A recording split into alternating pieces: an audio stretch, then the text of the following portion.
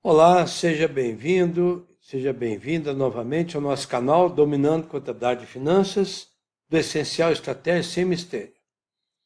Na sequência da exemplificação que nós utilizamos para demonstrar a utilidade do entendimento entre contabilidade e finanças, nós estamos utilizando um caso aplicado em uma empresa de serviço de entrega rápida, em que, ao término do trimestre, aconteceu janeiro, fevereiro e março, o balanço patrimonial cruzava um patrimônio de 95.500, patrimônio líquido, tendo iniciado com 70 mil.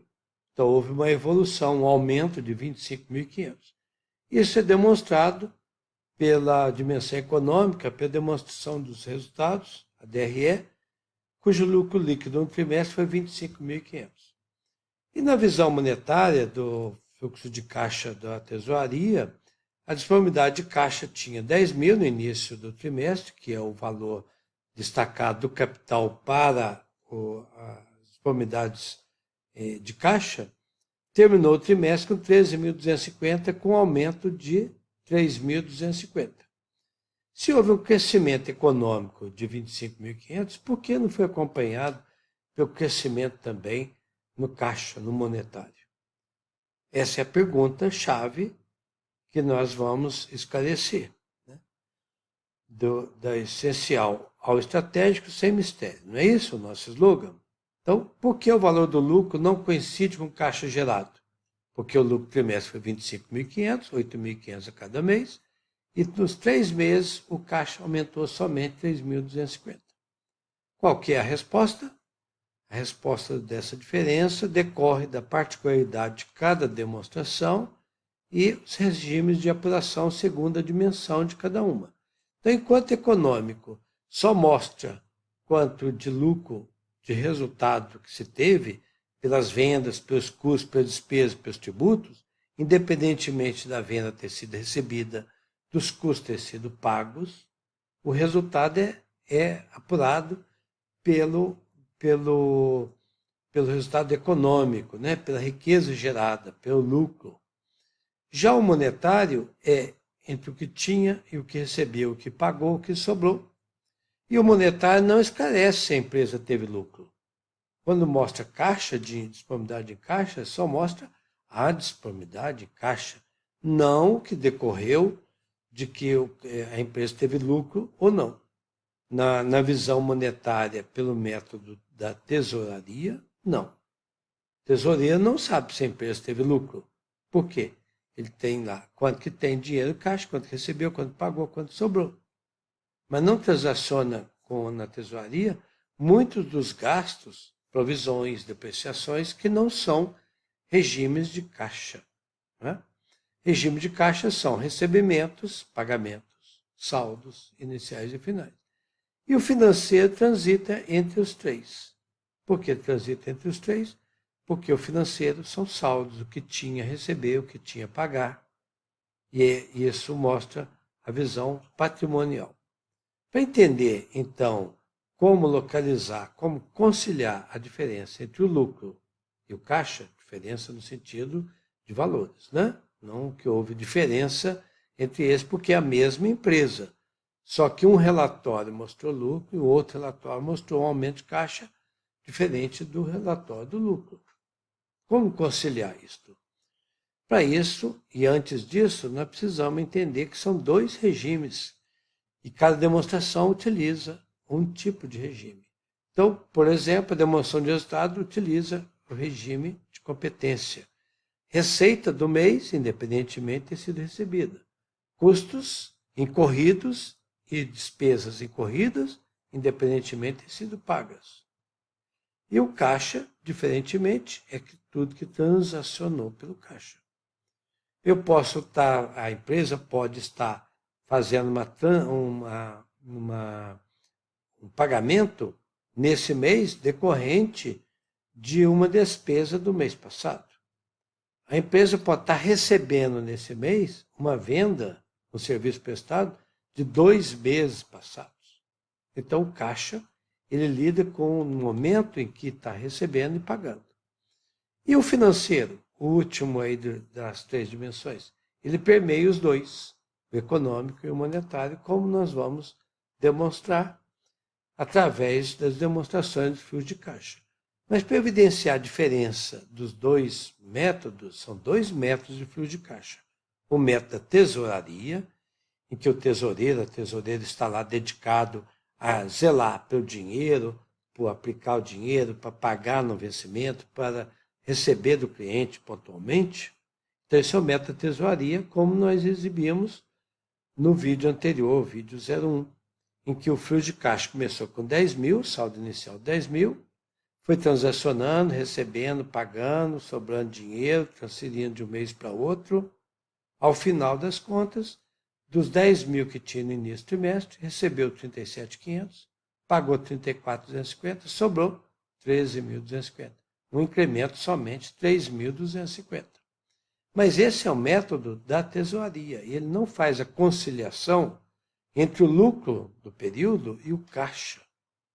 E para isto, então tem que ser usado o segundo método, que é o método indireto, que é conhecido, que é exigido pela legislação societária brasileira, pelas normas internacionais contábeis, e que evidencia com total clareza quanto do caixa foi gerado desde o início do lucro.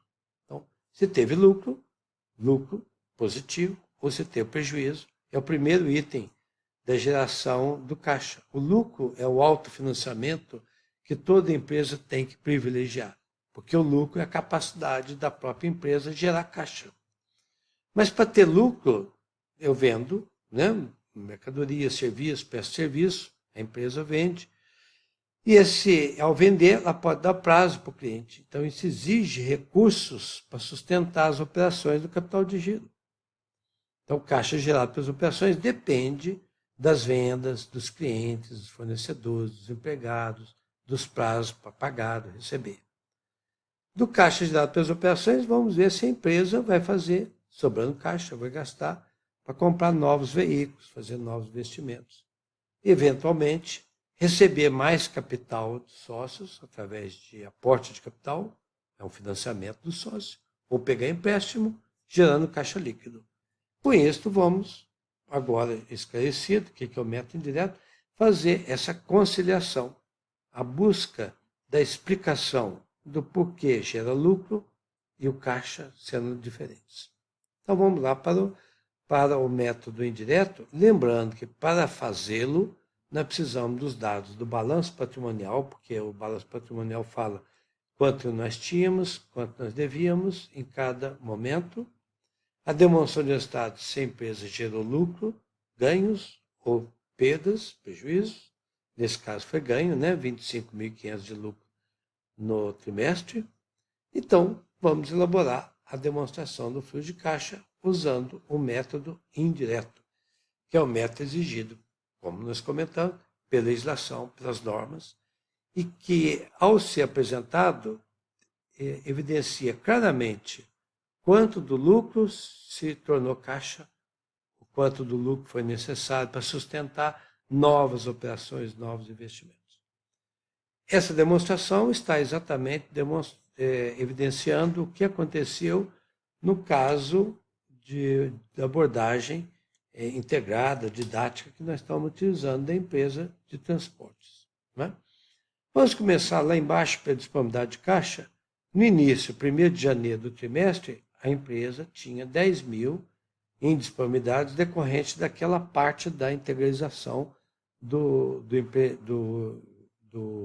sócio, do empreendedor, de 10 mil.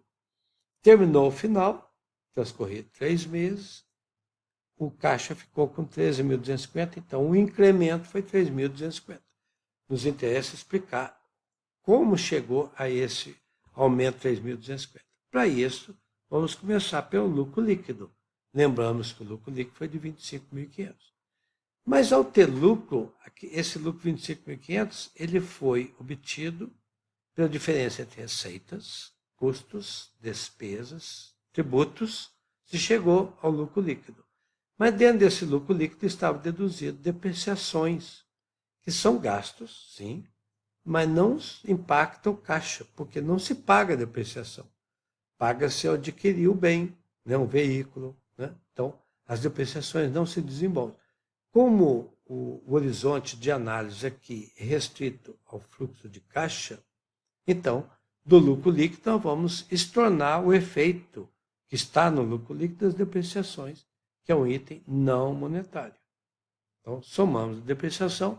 Então, na realidade, a empresa gerou para o caixa, não foi 25.500, gerou 29.250, já incluindo a reserva de dinheiro que a empresa já considerou que o veículo já se desgastou para comprar um novo veículo. Então, ao gerar esse lucro para o caixa, o empreendedor, o investidor, já sabe que aquela depreciação é uma reserva que vai sobrar no caixa para comprar um novo bem no tempo. Então disponível 29.250. Mas para a empresa ter esse lucro, ela precisou de fazer serviço de entrega a clientes que não pagaram no próprio mês. Então o cliente fica devendo. Então a empresa fica a receber perante o cliente. Se ela fica a receber perante o cliente, não recebeu, não entrou no caixa. Então, toda e qualquer dívida de cliente para a empresa significa que a empresa está bancando o cliente, está financiando o cliente até o dia que ele pague. E nesse caso aqui, a empresa faturou todo mês 25 mil, mas ao final do mês de março, 31 de março, ela tinha a receber em abril e maio a receita do mês de março, 25 mil, mais a metade da receita de fevereiro, uma vez que o prazo para pagamento pelos clientes é 30 e 60 dias do serviço prestado. Então, 25 mil de um mês de março, mais 12.500 no mês de fevereiro, faz 37.500, significa que está em negativo, porque significa que precisou de recursos de algum lugar para sustentar o capital de giro enquanto o cliente não paga. Então, isso é desfavorável ao caixa.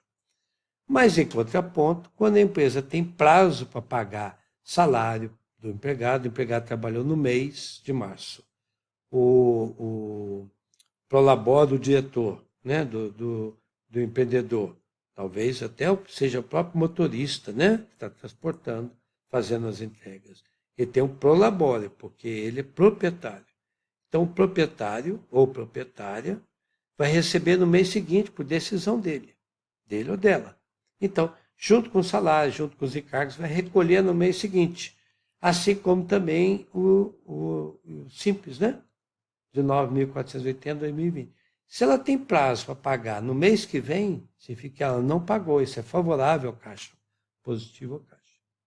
Então, em resumo, a empresa gerou lucro, se autofinanciou, 29.250, mas está esperando o pagamento de clientes, está exigindo recurso dela, 37.500 do caixa, não está disponível no caixa.